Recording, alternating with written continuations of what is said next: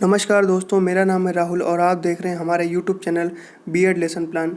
तो lesson plan की series में आज हम लेकर आए हैं सामाजिक विषय के अंतर्गत एक लेसन प्लान जिसका प्रकरण है उद्देशिका या प्रस्तावना। यह लेसन प्लान उप विषय नागरिक शास्त्र के अंतर्गत आता है। तो चलिए शुरू करते हैं। जैसा कि आप लोग जानते हैं कि लेसन प्लान के फॉर्मेट में सबसे ऊपर हम लिखते हैं पाठ्य योजना संख्या, उसके बाद संस्था का नाम और उसके बाद बनाते हैं ब्लॉक्स जिनमें लिखते हैं दिनांक, कक्षा, विषय, उप विषय, कालांश और अवधि। और उसके बाद हम लिखते हैं जो प्रकरण होता है हमारा, जो आज का प्रकरण है उद्देशिका या प्रस्तावना। उसके बाद हम लिखते हैं सामान्य उद्देश्य, जो कि यहाँ पे पूर्वत लिखा हुआ है क्योंकि हम लोग पहले भी बहुत सारे लेसन प्लान बना चुके हैं और जो सामान्य उद्देश्य होते हैं वो प्रारंभ के ही 5 लेसन प्लान तक लिखने होते हैं। तो चलिए देख लेते हैं कौन कौन से सामान्य उद्देश्य होते हैं। पहला है विद्यार्थियों में लोकतांत्रिक नागरिकता का विकास करना। दूसरा है विद्यार्थियों में राष्ट्रीय एवं अंतर्राष्ट्रीय दृष्टिकोण का विकास करना। तीसरा है विद्यार्थियों में भावनात्मक एकता एवं नागरिकता का विकास करना। चौथा है विद्यार्थियों में आदर्श चरित्र का निर्माण करना। पांचवा है विद्यार्थियों में प्रजातंत्र के लिए दृढ़ विश्वास विकसित करना। छठा है विद्यार्थियों की मानसिक शक्तियों एवं वैज्ञानिक दृष्टिकोण को विकसित करना। सातवां है विद्यार्थी में देश प्रेम एवं राष्ट्रीय एकता की भावना का विकास करना। और आठवां है विद्यार्थियों को देश की राजनीतिक, सामाजिक व आर्थिक समस्याओं की जानकारी प्राप्त करना। और नौवां है विद्यार्थियों को नागरिक कर्तव्यों एवं अधिकारों का सैद्धांतिक व व्यवहारिक ज्ञान प्रदान करना। तो ये हो गए हमारे सामान्य उद्देश्य। अब बात करते हैं विशिष्ट उद्देश्यों की। तो पहला है ज्ञानात्मक। विद्यार्थी उद्देशिका के बारे में जानकर उसका प्रत्यास्मरण कर सकेंगे। अवबोधात्मक में विद्यार्थी संविधान की उद्देशिका के बारे में जानकर उसकी व्याख्या अपने शब्दों में कर सकेंगे। तीसरा है कौशलात्मक। विद्यार्थी उद्देशिका के बारे में जानकर संविधान में लिखित उद्देश्यों के विषय में अपना कौशल विकसित कर सकेंगे। अनुप्रयोगात्मक में लिखेंगे कि विद्यार्थी उद्देशिका में लिखित संविधान के उद्देश्यों को जानकर उसका जीवन में प्रयोग कर सकेंगे। सहायक सामग्री में लिखेंगे कि लपेट शामपट पर उद्देशिका तथा संविधान से संबंधित महत्वपूर्ण बिंदु। शिक्षण विधि में प्रश्नोत्तर प्रविधि, उदाहरण एवं व्याख्या विधि का प्रयोग करेंगे। पूर्व ज्ञान में लिखेंगे कि विद्यार्थी संविधान तथा उद्देशिका के बारे में सामान्य जानकारी रखते हैं। अब प्रस्तावना में लिखेंगे, 2 कॉलम बनाएंगे। पहले कॉलम में लिखेंगे छात्राध्यापक क्रियाएं और दूसरे में विद्यार्थी क्रियाएं। तो पहला प्रश्न है कि किसी विषय वस्तु या दस्तावेज का छोटा या लघु रूप क्या कहलाता है। उत्तर में लिखेंगे सार या सारांश। दूसरा प्रश्न है कि हमारे संविधान का सार क्या है। तो उत्तर में लिखेंगे उद्देशिका या प्रस्तावना। तीसरा प्रश्न है कि उद्देशिका को और किस नाम से जाना जाता है। तो ये हो जाएगा समस्यात्मक प्रश्न। उद्देश्य कथन में लिखेंगे कि बच्चों, आज हम संविधान की उद्देशिका के बारे में अध्ययन करेंगे। तो प्रस्तुतिकरण में 3 कॉलम बनाएंगे। पहला शिक्षण बिंदु, दूसरा छात्राध्यापक क्रियाएं और तीसरा विद्यार्थी क्रियाएं। तो शिक्षण बिंदु में लिखेंगे हमारा संविधान। छात्राध्यापक क्रियाओं में पहला प्रश्न है हमारे संविधान में कितनी अनुसूचियां हैं। विद्यार्थी क्रियाओं में लिखेंगे संभावित उत्तर। स्पष्टीकरण में लिखेंगे कि भारतीय संविधान लिखित एवं विशाल संविधान है, इसमें आवश्यकता पड़ने पर संशोधन एवं परिवर्तन किया जा सकता है।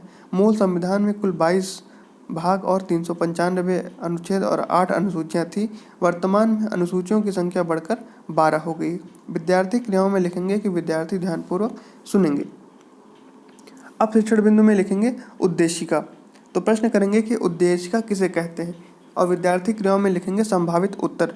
स्पष्टीकरण में लिखेंगे कि किसी भी दस्तावेज की उद्देशिका या प्रस्तावना उस दस्तावेज के आरंभ में अभिव्यक्त वह कथन है जो उस दस्तावेज के आरंभ में अभिव्यक्त उस दस्तावेज के उद्देश्यों एवं उनमें अंतर्निहित दर्शन को प्रस्तुत करता है। संविधान के उद्देश्यों को प्रकट करने हेतु प्रायः उनके पहले एक उद्देशिका प्रस्तुत की जाती है। सबसे पहले हमारे संविधान में प्रस्तावना है जिसमें संविधान के उद्देश्य दिए गए हैं। अपने संविधान को समझने से पहले इनकी प्रस्तावना में दिए गए उद्देश्यों को समझना होगा। अब अगला लिखेंगे शिक्षण बिंदु में प्रभुत्व संपन्न। प्रश्न लिखेंगे कि प्रभुत्व संपन्न राज्य क्या है। विद्यार्थी क्रियाओं में लिखेंगे संभावित उत्तर। स्पष्टीकरण में लिखेंगे कि भारत की आंतरिक एवं बाहरी मामलों में अपनी इच्छानुसार आचरण एवं कार्य करने को पूर्ण स्वतंत्र है, इसलिए भारत को प्रभुत्व संपन्न राज्य कहा गया है। अगले शिक्षण बिंदु में लिखेंगे समाजवाद। तो प्रश्न करेंगे कि हमारा लक्ष्य कैसे राज्य की स्थापना करने का है। तो विद्यार्थी क्रियाओं में लिखेंगे संभावित उत्तर। स्पष्टीकरण में लिखेंगे कि हमारा लक्ष्य समाजवादी राज्य की स्थापना करना है। यहाँ समाजवाद का अर्थ है सरकार लोगों की आर्थिक स्थिति में समानता लाने का प्रयास करे। और शिक्षार्थी क्रियाओं में लिखेंगे कि विद्यार्थी ध्यानपूर्वक सुनेंगे। अब अगला शिक्षण बिंदु में लिखेंगे पंथ निरपेक्ष। तो प्रश्न करेंगे कि पंथ निरपेक्ष का क्या अर्थ होता है। उत्तर में लिखेंगे संभावित, उसमें छात्र क्रियाओं में लिखेंगे संभावित उत्तर। स्पष्टीकरण में लिखेंगे कि राज्य का सभी धर्मों के प्रति समान विचार ही पंथ निरपेक्षता है।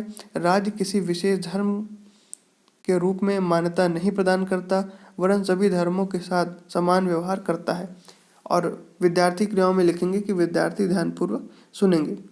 अब अगला शिक्षण बिंदु में लिखेंगे लोकतांत्रिक गणराज्य। तो प्रश्न करेंगे कि लोकतांत्रिक गणराज्य भारत को क्यों कहा गया है। विद्यार्थी क्रियाओं में लिखेंगे संभावित उत्तर। स्पष्टीकरण में लिखेंगे कि भारत की सरकार जनता के लिए तथा जनता द्वारा चुनी जाती है, इसलिए इसे लोकतंत्रात्मक कहा जाता है। भारत का राष्ट्राध्यक्ष राष्ट्रपति वंशानुगत न होकर निर्वाचित होता है, बस इसीलिए भारत को गणराज्य कहा गया है। और विद्यार्थी क्रियाओं में लिखेंगे कि विद्यार्थी ध्यानपूर्वक सुनेंगे। बोध प्रश्न में पहला है कि हमारे संविधान में कुल कितने भाग हैं। तो उत्तर लिखेंगे कि हमारे संविधान में कुल 22 भाग हैं। दूसरा प्रश्न है कि वर्तमान में अनुसूचियों की संख्या कितनी है। तो उत्तर में लिखेंगे कि वर्तमान में अनुसूचियों की संख्या 12 है, जो कि पहले 8 थी। तीसरा प्रश्न है कि किस तरह के राज्य की स्थापना करना हमारा लक्ष्य है। तो उत्तर में लिखेंगे कि हमारा लक्ष्य समाजवादी राज्य की स्थापना करना है। चौथा प्रश्न है कि भारत की सरकार किसके द्वारा चुनी जाती है। उत्तर में लिखेंगे कि भारत की सरकार जनता द्वारा चुनी जाती है। निरीक्षण कार्य में लिखेंगे कि विद्यार्थियों को श्यामपट्ट सारांश लिखने का निर्देश देकर स्वयं संपूर्ण कक्षा का घूमकर निरीक्षण करेगा। मूल्यांकन प्रश्न में पहला है कि हमारे संविधान में कुल कितने अनुच्छेद हैं। दूसरा प्रश्न है कि हमारे संविधान की प्रस्तावना क्या है। तीसरा प्रश्न है कि हमारा भारत कैसा राज्य है। चौथा प्रश्न है कि किसी विशेष धर्म के बजाय सभी धर्मों के साथ समानता का व्यवहार क्या कहलाता है। ये हो गए हमारे मूल्यांकन प्रश्न। अब गृह कार्य में लिखेंगे कि विद्यार्थी अपने घर से संविधान की प्रस्तावना लिखकर लाएंगे। तो ये हो गया हमारा लेसन प्लान समाप्त। आपको वीडियो कैसा लगा कमेंट करके ज़रूर बताइए। वीडियो को लाइक करिए, चैनल को सब्सक्राइब करिए और अपने दोस्तों के साथ शेयर भी जरूर करें। धन्यवाद।